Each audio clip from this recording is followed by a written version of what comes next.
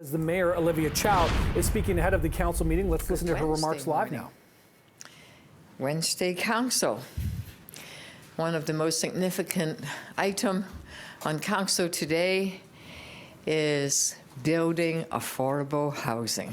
I am so excited to finally come to council and get approval for the roadmap we have to build 65,000 more homes. And that this roadmap will identify exact sites where we're going to be building. It would identify how we're going to do it, when we're going to do it, and who will be doing it. We are bringing together all the departments of the city, whether it's Creatio, Toronto Community Housing, or City Housing Secretariat. We bring them all together, pulling in the same direction, building together. We also are going to be partnering with nonprofit organizations to leverage their expertise. And we're going to change the kind of housing we want to build and our definition of affordability. Because in the past, affordability had been defined by market. 80% of market, and that's not very affordable.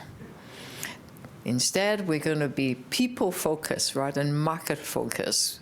It'll be based on the person's income. A third of the person's income is how we define affordability. The other part of it is exciting, is that the city is now back to building. In the past, we've built 32,000 units of housing right here in Toronto. We've done it before, we can do it again. So we're back in the business of building housing.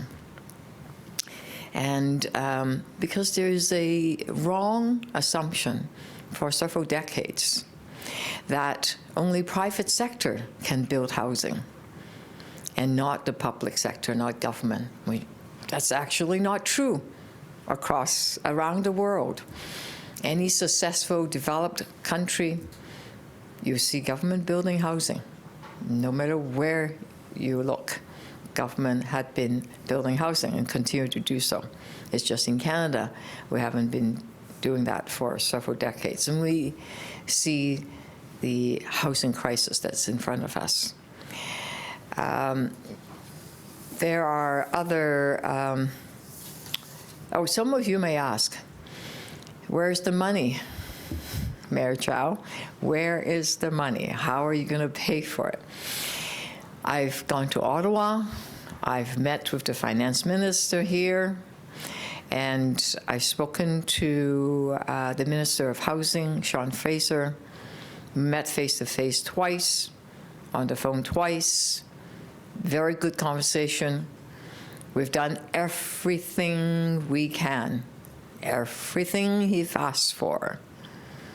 The ball is in the federal government's court, and that ball has been there for a while.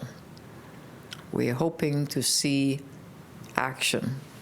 We are hoping to see the funds that are needed to build housing now.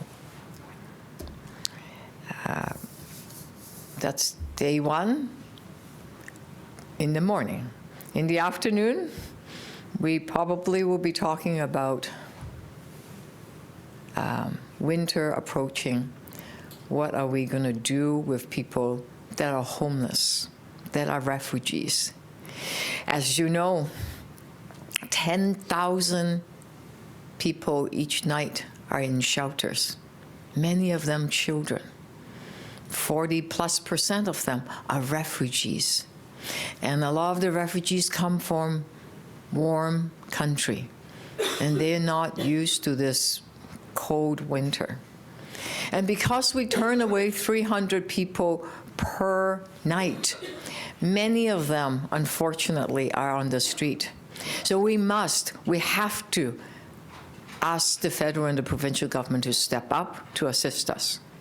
Specifically for the refugees, we're asking, and in this report, we're talking about warming center, we're talking about opening up, and very specifically, we're asking the Armory to open up. We are very specifically asking the federal government to create reception centers to support us financially and to provide the funding and all the support that is needed to take these refugees off from the street in the freezing cold into shelter with a roof over their head and hopefully quickly some kind of housing so that they could rebuild their lives, so they could find jobs, so that they are contributing to Canada. Because that is their dream. All right, hearing some remarks from Toronto Mayor Olivia Chow ahead of today's City Council meeting. Of course, they're talking about what to do about the problem of so many people on the streets in the city, while also talking about a new affordable housing plan that she and City Council are trying to move forward, saying that she's done everything she could at the provincial and federal government level, and now saying that the ball is firmly in the federal government's court when it comes to executing on that plan to build some 65,000 new rent-controlled homes.